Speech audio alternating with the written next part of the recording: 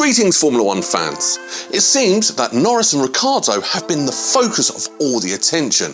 Make sure you watch to the very end. Please subscribe and like our content if you like what we're creating for our Formula One fans. It would mean the world to us. With all that being said, without any fluff, let's get straight on with the business.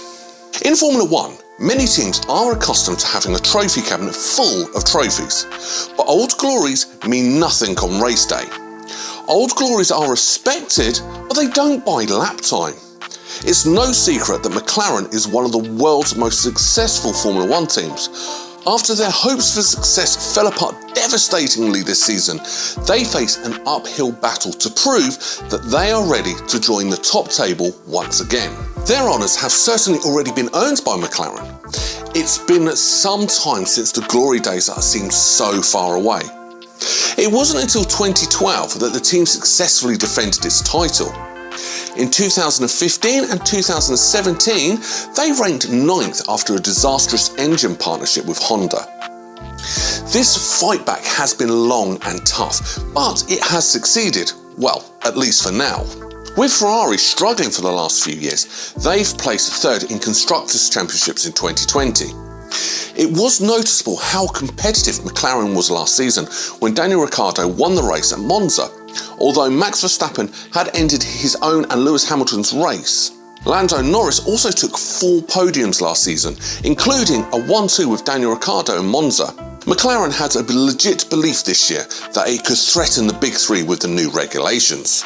Those helps were dashed in Bahrain during the season opener. Neither Norris nor Ricciardo qualified in the top 13, and the two finished in the top 14. The new dawn that McLaren ushered in faded in the harsh glare of the car's floodlights. Bahrain was an outlier compounded by lost timing testing, so their form wasn't as bad as Bahrain suggested, but are far from where they want to be. The problems continued on week 2 in Saudi Arabia. Both drivers made it out of Q1 but not fortunate enough to qualify in the top 10 and make it to Q3. Norris ended up 11th with his teammate right behind him. The race seemed to be going well when suddenly Daniel had to retire the car with technical problems. With Norris left on the track, he managed to finish 7th and secure some points for the team. McLaren's start to the season has been a sucker punch for Norris. The 22-year-old British driver who joined the team in 2019 when it was already undergoing major changes and whose results reflected that progress. He revealed in Imola, "This year we have had the most expectations and we under-delivered the most," he said. "I felt like I was doing the best I've done and not feeling like we were getting the reward.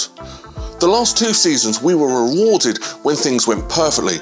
Now, it's only a 5th or 7th place if it is perfect." 5th place was their best finish so far in Australia, where they track-suited their car and the Red Bull and Ferrari couldn't finish. They are, however, at least a second away from both those teams, as Norris acknowledged. Even though he was introduced sternly to the fickle nature of Formula One when he arrived in the paddock in Imola, Norris seemed in good spirits, but the experience was not enjoyable for him. "We took a big step up this time than we have done in the past 4 years," he said. "It's frustrating not to have done well. I want to win. I want to be on the podium. And when you fell short of that, it's frustrating." Downforce is a problem that is not going to be solved overnight. Months of work lie ahead, but Norris is confident that the car is fundamentally sound.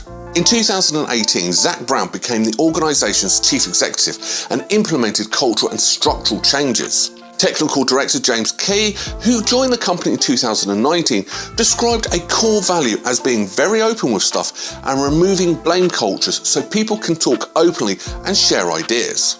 Norris, who has long advocated building strong relationships within the team and encouraging and motivating the team, is confident McLaren can weather this storm. He said no fingers have been pointed or blame placed on anyone. This is not the case. Instead, everyone is motivated and excited to generate ideas, which is exactly what one wants to see in times such as these. Andrea Seedy, the team's principal, praises his drivers for their positive attitude and stubborn resolve when faced with disappointments. In addition for building infrastructure, including a wind tunnel, the German team remains focused on challenging for wins over 3 years.